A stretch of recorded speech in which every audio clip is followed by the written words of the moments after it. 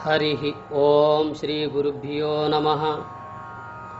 सर्वाधिष्ठानమైన పరమాత్మకు నమస్కరిస్తూ లోకోద్ధారకులైన మహాత్ములందరికీ వందనములు అర్పిస్తూ మీ అందరి హృదయాలలో ఉన్న ఆత్మస్వరూపానికి నమస్కరిస్తూ దివ్యాత్మ స్వరూపులారా, విఘ్నేశ్వర స్వామి యొక్క ఉపాసన. అగజానన పద్మార్కం గజాననమహర్నిశం అనేకదం తం భక్తానాం ఏకదంతముపాస్మహే.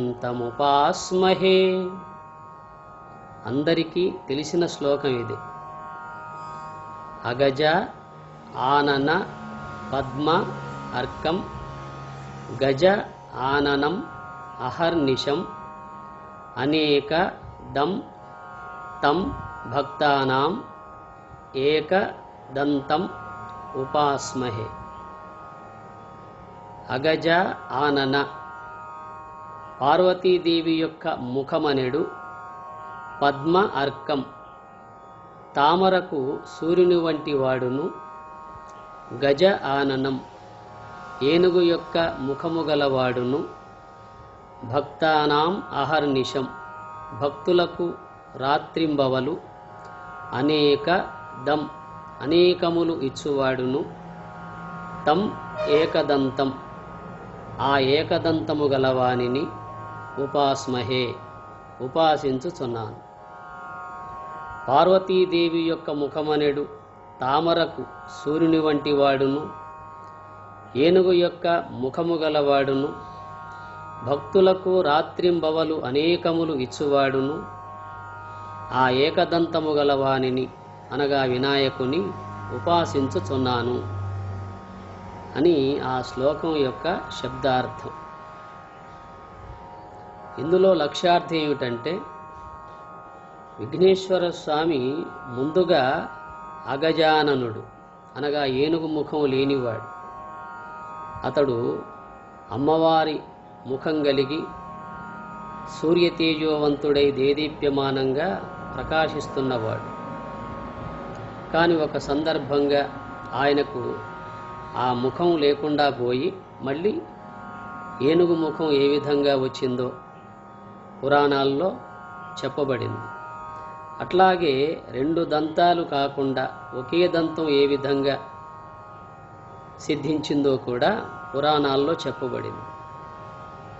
అందువల్ల అతడు ముందుగా ఏనుగు ముఖం లేనివాడు, తర్వాత ఏనుగు ముఖం గలవాడు, భక్తులకు రాత్రింబవళ్ళు అనేకములుగా ఇచ్చువాడు, ఆ ఏకదంతము గలవానిని నేను ఉపాసించుచున్నాను అని ఆ శ్లోకంలో ఉన్న విషయం మనం తెలియగలగాలి. భక్తులకు అనేకముగా ఇచ్చువాడు అంటే పరమాత్మ ఏ జీవికి ఏది కావాలో సృష్టిలో సృష్టింపజేశాడు. ప్రకృతి రూపంలో మనకన్నీ సిద్ధిస్తూ ఉన్నాయి. అందువల్ల అట్టి ప్రకృతికి ఆధారమై సకల ప్రాణులకు కావలసిన సౌకర్యాలు ఆయనే సమకూర్చాడు. అట్టి భగవంతుడు ఏకదంతము గలవాడై ఉన్నాడు. అనగా ఒకే ఒక అంతర్ముఖ వృత్తికి మాత్రమే తెలియదగినవాడు భగవంతుడు. ఏకదంతం అంటే ఏకాగ్రతకు ప్రతీక.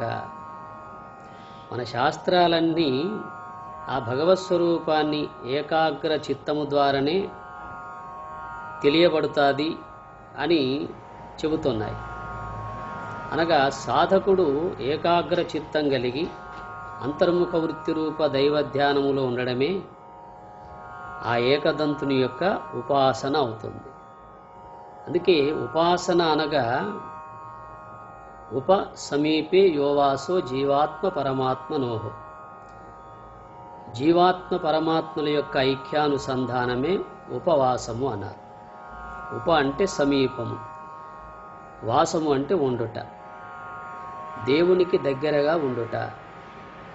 జీవుడు దేవునికి దగ్గర కావడమే ఉపవాసము అన్నారు. ఉపవాసం అంటే మనం భక్తితో చేస్తుంది ఒక విధంగా ఉంటుంది. స్థూల దేహానికి అన్నపానీయాలు తీసుకోకుండా ఉండడం ఉపవాసంగా మనం భావిస్తున్నాం. కానీ ఇక్కడ ఉపవాసము అంటే ఉప అంటే సమీపము, వాసము అంటే ఉండుట, దేవునికి దగ్గరగా ఉండుట. దేవునికి దగ్గరగా ఉండాలంటే ఆ దేవుణ్ణి ధ్యానించాలి. ధ్యానించడమే ఉపవాసం. ఉపవాస సవిజ్ఞేయో నతుకాయస్య శోషణం అని ఉపనిషత్తుల్లో చెప్పబడింది. ఉపవాస సవిజ్ఞేయ నతుకాయస్య శోషణం.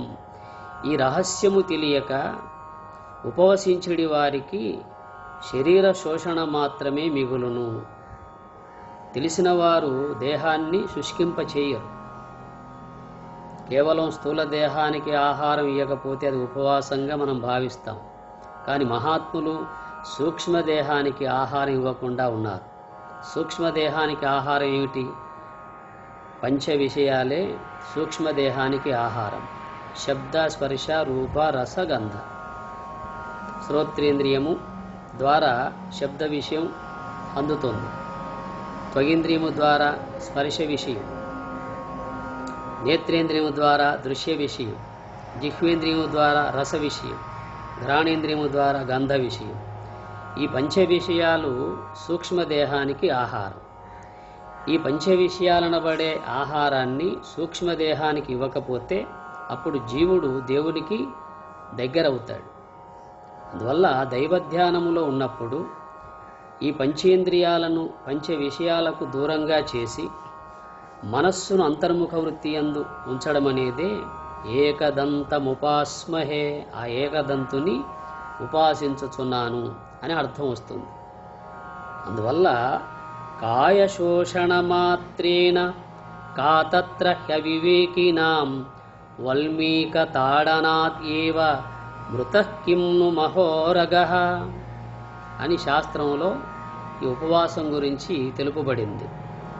కాయశోషణ మాత్రేన కాతత్ర అవివేకినాం వల్మీక తాడనాత్ ఏవ మృతః కిమ్ను మహా ఉరగః. బ్రహ్మనిష్టయగు ధ్యానము చేయక ఆత్మజ్ఞాన శూన్యులై వివేకరహితులైన వారికి కేవలం శరీర శోషణమే అవుతుంది, కానీ మరే ప్రయోజనం లేదంటాడు.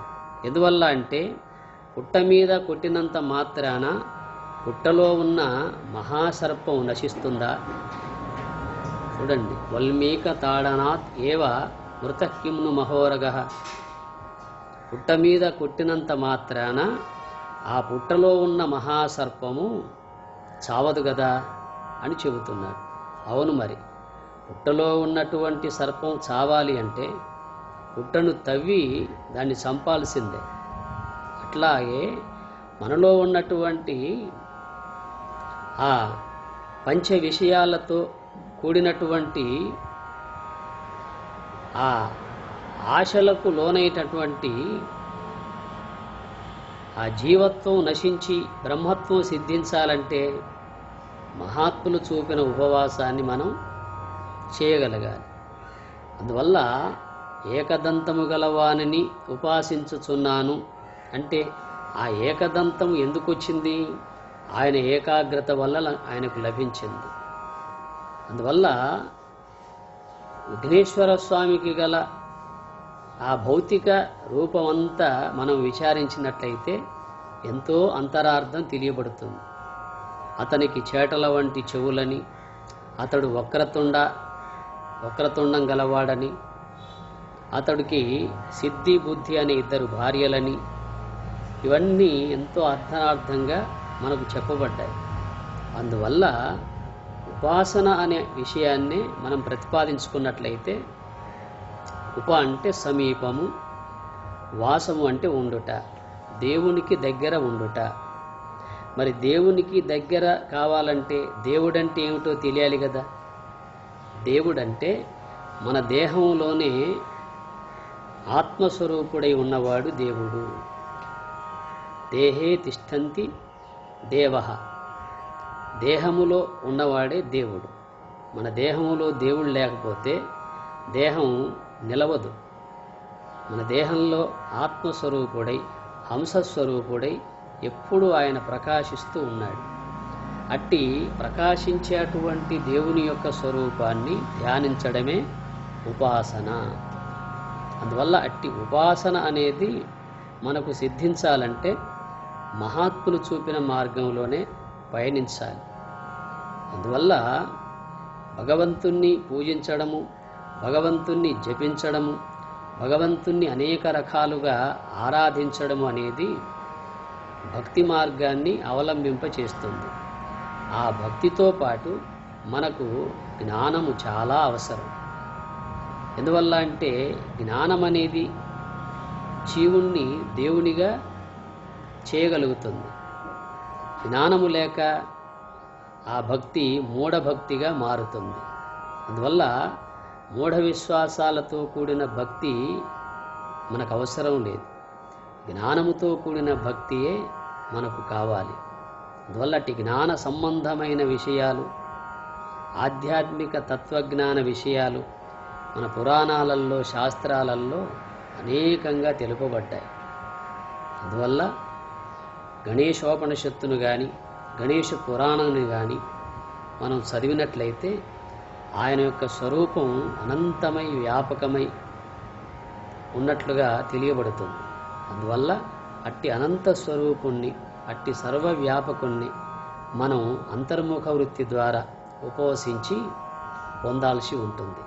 అట్టి స్థితి సద్గురునాథుడు సర్వేశ్వరుడు మీ అందరికీ కలిగించాలని కోరుతూ తదీశ్వరుణ్ణి ప్రార్థిస్తూ హరి ఓం తత్సత్.